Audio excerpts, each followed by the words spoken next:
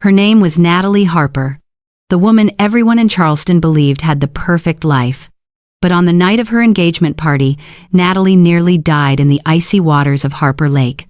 The strange part was that no one treated it as a serious incident. People simply called it an accident, a slip, a careless moment. Only Natalie knew it had not felt like a fall, because just before her body lost balance, she had felt a push against her back, strong, deliberate, intentional. As Natalie's head disappeared beneath the dark water, the music from the party continued playing in the distance. The golden reflections dancing across the lake trembled violently before her eyes. For a few brief seconds, Natalie did not think about her fiancé. She did not think about the future. The face that appeared in her mind belonged to her sister, Chloe Harper, the woman who had been standing right behind her moments earlier, the only person close enough to touch her. The same person who always seemed to be nearby whenever something bad happened. Natalie was pulled from the water unconscious. Blood ran along her hairline. Shouts began echoing across the party grounds. Yet, in the middle of the chaos, Chloe was still the first person to rush forward. She wrapped her arms around her sister, tears streaming down her face. At least that was what everyone saw. No one noticed the brief look that crossed Chloe's face. A look so cold it could send a chill through anyone who saw it. The Harper family was one of the oldest families in the region. They owned a sprawling horse ranch just outside Charleston. To outsiders, they looked like the definition of success. But inside that home, a different truth existed. Natalie managed almost the entire family business. She woke up first, worked the hardest, carried the greatest responsibilities. Yet whenever the family appeared in public, Chloe was always the center of attention. The younger sister, only 2 years younger, possessed striking beauty and a natural ability to captivate a crowd. Their mother, Linda Harper, had spent nearly her entire life protecting Chloe. Whenever Chloe made a mistake, there was always an excuse.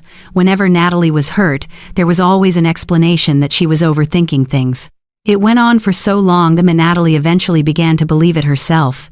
She learned to stay quiet. She learned to let things go. She learned to question her own judgment. Many years earlier, when Natalie was 16, she had fallen from a horse during a state competition. The accident left her hospitalized for weeks. That day, Chloe had been responsible for preparing her sister's equipment, but nobody asked questions. 2 years later, a small fire broke out inside the family barn. Natalie was trapped inside for nearly 10 minutes. The last person to leave the barn before the flames erupted had also been Chloe. Once again, everyone called it a coincidence. Over the years that followed, small incidents kept happening. A gate suddenly collapsed. A staircase became strangely slippery. A vehicle lost its brakes while going downhill. None of the incidents were serious enough to prove anything, yet every one of them left Natalie with an unsettling feeling she could never explain. As though someone was standing behind a curtain of fog, quietly watching, quietly waiting, quietly pushing her life a little closer to danger with every passing year. Then came the engagement party, the night that should have been perfect. Guests gathered around the lake. Music filled the air. Laughter echoed across the property. While her fiancé stepped away to greet guests, Chloe suggested taking a few private photos of Natalie on the wooden dock. The idea sounded completely normal. The two sisters stood side by side, smiling, talking. Nothing seemed unusual, until Natalie fell into the water. As the ambulance carried her away from the property, Linda continued telling everyone it had been nothing more than an unfortunate accident. Chloe sat beside her mother, her face pale with worry. She played the role of the devastated younger sister so convincingly that everyone was moved. Everyone, except Natalie. Because when she woke up in her hospital room the next morning, the intense pain at the back of her head was not the only thing troubling her. A memory was trying to rise from the depths of her mind. A feeling that was terrifyingly familiar. The exact same feeling she had experienced before every accident in her past. And for the first time in many years, Natalie stopped wondering whether she had been imagining things. Instead, she found herself asking a different question. What if none of those incidents had been accidents at all? Natalie Harper never imagined that a single hospital visit could completely change the way she viewed her life. That morning, sunlight filtered through the curtains of her hospital room. Everything outside looked normal. But inside Natalie's head, the pain lingered like a warning she could not ignore. She tried to sit up. The room immediately tilted. A wave of nausea rose from her stomach. A nurse stepped in to check on her condition and quickly informed her that the doctor wanted to run a few additional tests. Natalie did not think much of it. She assumed it was simply routine procedure after a head injury. Yet more than an hour later, when Dr. Ethan Brooks walked into the room carrying a file, something about his expression made her uneasy. Ethan had attended the same high school as Natalie. Years had passed, and the two had barely stayed in touch. But the moment she saw him enter the room, Natalie knew he did not look like a doctor about to deliver good news. Ethan pulled up a chair. He placed several scans onto the illuminated viewing board. Natalie immediately noticed a few bright white areas standing out on the images. "Is something wrong?" she asked. Ethan remained silent for a few seconds before answering. "There are a few things I'd like to ask you first." Natalie felt her heartbeat quicken. He pointed to one section of the scan. "This is the new fracture caused by your fall into the lake." Then he moved his finger to another area. "And this is an older injury, at least several years old." Natalie frowned. "An older injury?" Ethan nodded. "Not just one. There are multiple signs that you've suffered significant impacts in the past. These injuries did not happen at the same time. They are spread out over many years." The room suddenly became very quiet. Natalie stared at the images. A cold sensation traveled down her spine. For years, she had become accustomed to dismissing things, but now the evidence was right in front of her. Impossible to deny, impossible to explain away as coincidence. The first memory that surfaced was the horseback riding competition when she was 16. That day, her safety harness unexpectedly came loose in the middle of the event. Natalie was thrown violently to the ground. She missed school for weeks afterward. Her family said it was an accident. The event organizers said it was an accident. Even Natalie believed it was an accident. But now, the image of Chloe standing beside the saddle just before the competition suddenly appeared with startling clarity in her mind. Then came the memory of the barn fire. Natalie remembered hearing the sound of a door locking from the outside, but when she told people about it, nobody believed her. Her mother even suggested that the trauma had caused her to imagine things. Piece by piece, the memories began fitting together. One by one, the incidents that had always been dismissed as random started sharing the same pattern. Chloe was always there, always nearby, far too nearby. Later that afternoon, Ethan returned. This time, he was not alone. The woman who entered behind him introduced herself as Investigator Morgan Reed. Natalie immediately felt her entire body tense. "Why is there an investigator here?" Morgan took a seat across from her. Her voice was calm but serious. "Because the test results show several concerning signs.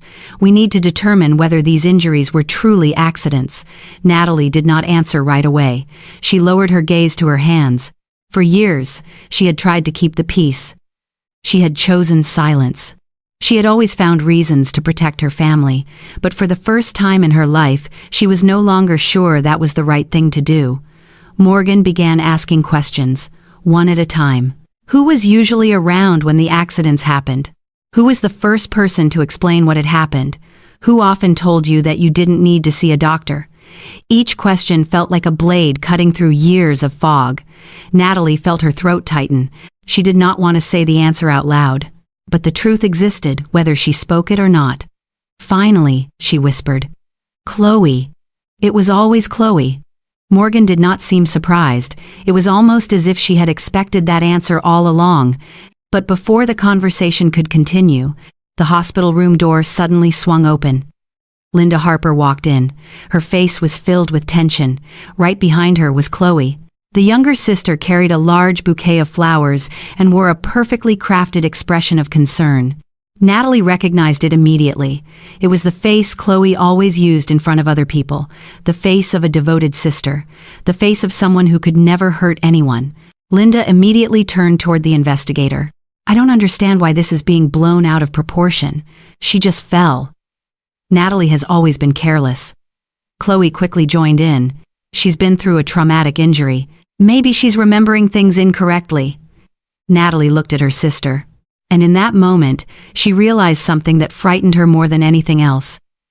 Not the accidents, not the injuries, but the fact that Chloe had spent so many years perfecting the art of becoming someone nobody would ever suspect. Then Morgan asked one final question, a question that left the room in complete silence. Miss Harper, if none of these incidents were accidents, who do you believe had the strongest motive? Natalie never got the chance to answer, because Chloe's expression changed. Only for a fraction of a second, a flash of coldness passed through her eyes, and for the first time in years, Natalie felt as though she had just seen her sister's true face. 3 days after the meeting, at the hospital, Natalie Harper barely slept. Every time she closed her eyes, old memories came rushing back. Events that had been buried beneath years of silence suddenly felt vivid and terrifying. What Natalie struggled to accept most was not the possibility that Chloe had harmed her. It was the realization that she had spent nearly 20 years protecting the very person who might have been responsible for so much of her pain. Outside, Charleston remained as peaceful as ever, but inside the Harper family, cracks were beginning to spread. That morning, Natalie received an unexpected phone call. The caller was Rebecca Harper, her aunt, a woman who had always avoided family conflicts whenever possible. Rebecca's voice trembled on the phone. "Natalie, I need to see you. There are things I can't stay silent about any longer." 2 hours later, they sat across from each other in a small cafe overlooking the harbor. Rebecca looked much older than the last time Natalie had seen her. She turned her coffee cup slowly in her hands before finally speaking. "I'm sorry." Natalie frowned slightly. "Sorry for what?" Rebecca took a deep breath. "For what happened when you were 16. For the riding competition." Natalie felt her heart skip a beat. Rebecca looked up. "I saw Chloe in the equipment area before the competition. She didn't know I was standing behind her. She removed the safety latch from your saddle." Natalie's entire body went rigid.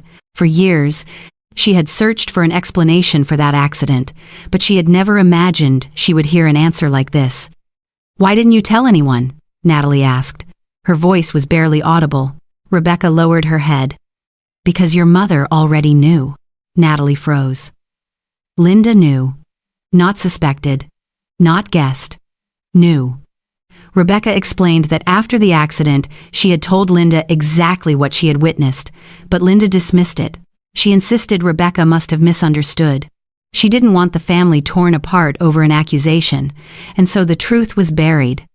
Natalie left the cafe feeling as if the ground beneath her feet had disappeared, but the real shock was still waiting for her. Later that afternoon, Investigator Morgan Reed called.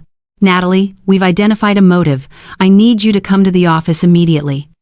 An hour later, Natalie sat inside a conference room at the investigation office. A series of documents related to the Harper family assets filled the screen in front of her. Morgan opened an old file. "This is your grandfather William Harper's final will." Natalie looked down. She had never seen the document before. Morgan continued. 3 years before he passed away, he changed the entire inheritance plan. The Harper Ranch and the majority of the company's shares were to be transferred to the person directly managing the business. That person was you. Natalie felt her throat tighten. For years, she had believed the estate would be divided equally, but the truth was completely different. Morgan looked directly at her. "What makes this important is that Chloe knew about it long ago." Natalie looked up. "How do you know that?" Morgan opened another file. "We recovered data from Chloe's old tablet. It had been deleted, but our technical team was able to restore it." The screen filled with dozens of notes, dozens of plans, dozens of entries that sent a chill through Natalie's body. Dates, locations, her name, and disturbing comments. Damage. Natalie's reputation with the board. Sabotage the meeting with business partners. Create problems during competitions. Prevent Natalie from taking control of the ranch. Natalie struggled to breathe. This was no longer simple jealousy. It was a campaign that had lasted for years, a plan built one step at a time. Morgan switched to the next piece of evidence. This time it was footage from the security camera near the lake on the night of the engagement party. Natalie stared at the screen. Chloe stood behind her. Everything happened quickly. But it was clear enough.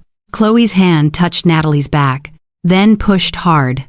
Natalie fell into the lake. Immediately afterward, Chloe changed her expression. Panic, concern, tears, a flawless performance. The room fell silent. Finally, Morgan closed the file. Her voice became lower. Natalie, this was not a spontaneous act. We believe Chloe had been planning this for a very long time. Not only the incident at the lake, but many events before that. Natalie sat motionless. Outside the glass windows, the evening sun was settling over the city. She thought about all the years she had tried to be a good sister, the times she defended Chloe, the birthday gifts, the family vacations, the words of comfort. Now all of it seemed distorted. Like a beautiful painting that had been ripped apart to reveal something dark underneath. Morgan stood up. We have enough evidence to move forward. Natalie looked up. What happens next? Morgan remained silent for a few seconds. Then she answered with a sentence that sent a wave of cold through Natalie's body. This Sunday, in front of the entire Harper family, the truth will be revealed, and Chloe will have nowhere left to hide. Sunday arrived much faster than Natalie Harper expected. During the entire drive to the family ranch, she barely spoke a word. A pale gray sky stretched across Charleston. The old oak trees lining the road leading to the Harper property still stood exactly where they always had. Everything looked familiar, but Natalie knew that after today, nothing would ever be the same again. The family gathering was held in the main house, the place that had witnessed almost her entire childhood. When Natalie stepped into the living room, everyone was already there. Linda Harper sat in her usual chair near the fireplace. Several relatives stood together in small groups. Natalie's fiancé sat quietly beside her, and Chloe Harper was smiling. The confident smile of someone who had never imagined she was about to lose everything. When she saw Natalie enter, Chloe even gave a small shrug. Just like always, as though she believed her sister would once again stay silent. Continue forgiving. Continue protecting the family. But this time, everything was different. At exactly 7 o'clock that evening, the front door opened. Investigator Morgan Reed entered alongside 2 officers. The atmosphere in the room changed instantly. The quiet conversation stopped. The laughter disappeared. Every eye turned toward them. Morgan stood in the center of the room. Her voice was calm but firm. Thank you all for being here. We need to present the findings of our investigation regarding the incident that occurred during last week's engagement party. Linda immediately frowned. Investigation? It was just an accident. Morgan did not respond. She placed a tablet on the table and opened a file. The first video appeared. The screen replayed footage from the lake that night. Natalie stood on the wooden dock. Chloe stood behind her. Everyone in the room watched closely. Then the moment appeared. Chloe's hand shoved Natalie hard in the back. Several people gasped in shock. Linda jumped to her feet. That's impossible. There has to be some mistake. But that was only the beginning. Morgan continued presenting additional evidence. The notes recovered from Chloe's electronic devices, the plans, the dates, the objectives, every single one connected to Natalie. No one spoke. Silence settled over the room. A heavy silence that felt almost impossible to breathe through. Then Morgan looked directly at Chloe. Would you like to explain any of this? For the first few seconds, Chloe tried to remain composed. She smiled, a forced smile. Then she started blaming everyone else. The system. The investigator. Natalie. But the more she spoke, the more her control slipped away. Finally, Chloe slammed her hand onto the table. The sound echoed throughout the room. Fine, I did it. The entire room froze. Linda stood motionless, as though she had just heard something impossible. But Chloe continued. Years of resentment began pouring out all at once. Everyone always looked at Natalie as if she were perfect. Natalie was better. Natalie was smarter. Natalie was the one Grandpa trusted. Natalie was always the first choice. Chloe's voice grew louder, more emotional, more furious. I should have inherited that ranch. I should have been the one everyone noticed, but nobody ever saw me. Nobody. Natalie quietly looked at her sister. For the first time in years, she was no longer afraid. She was no longer angry either.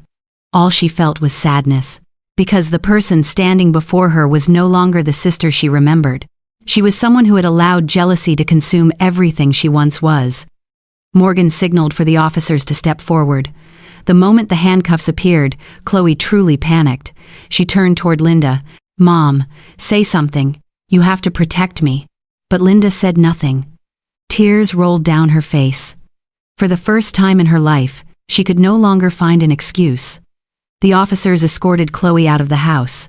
Her screams gradually faded beyond the front door.